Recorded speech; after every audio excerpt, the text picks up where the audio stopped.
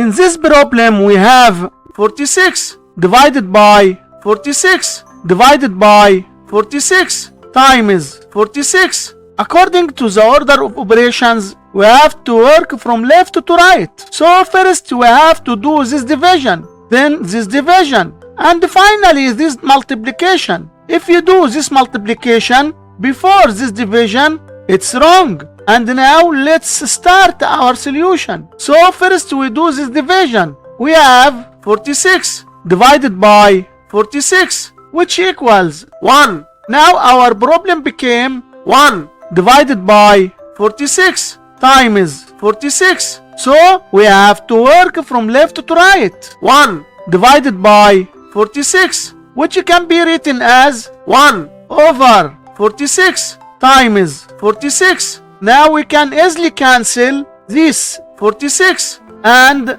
this 46, which equals 1. So our final answer for this problem is just 1.